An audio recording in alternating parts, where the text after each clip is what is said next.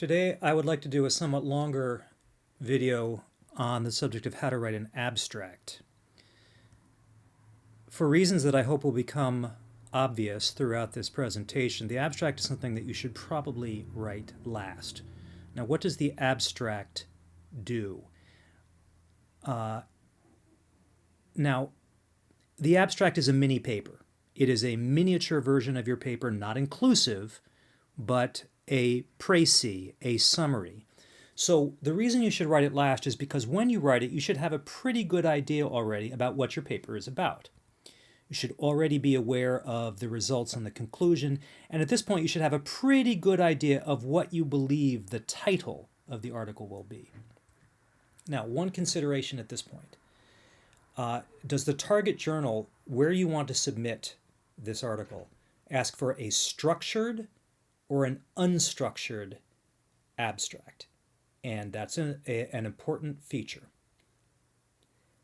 Second, you need to ask yourself, are the order of the arguments that you're making in the abstract the same as they are in the text, in the main body of the text? And that's an essential piece. And then finally, are the abbreviations spelled out? Remember, I just said that the abstract is a mini paper, and so just as you define abbreviations at their first mention in the main body of a text, so do you define them in the abstract, as if you are not going to do it again.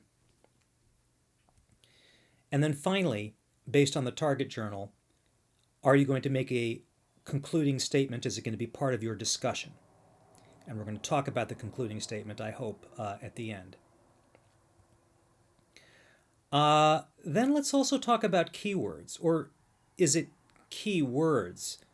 For those who have not worked with me before, it may be, you may not know about this particular pet peeve. I believe the compound noun is more common, keywords, one word. And in general in English, if something can be said in one word rather than more than one word, I prefer it. Now, keywords, what are they really used for? And how do you format them? Should they be capitalized? Should they be separated by commas, semicolons, something else? And how many of them should you have? All of this guidance you will get from the target journal.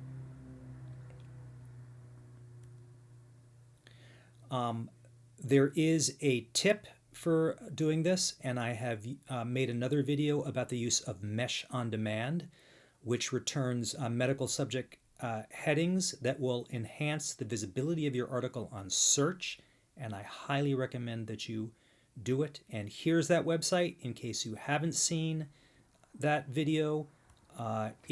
You can also just Google Mesh on Demand. You don't need to put the dashes in, and the website will appear.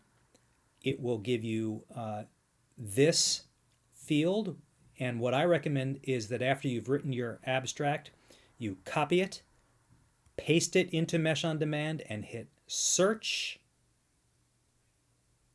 and it's going to return a list like this for major subheadings. What I do is I tend to start after the first couple because those tend to be fairly generic, and then all of those are not inventions. Those are actual Mesh terms that PubMed has chosen for you, and so when other people search them, they will your article will be hit, and that's what you want.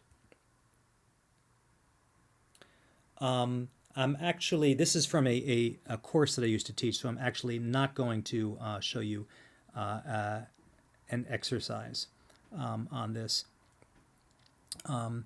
But you will indeed reap the rewards if you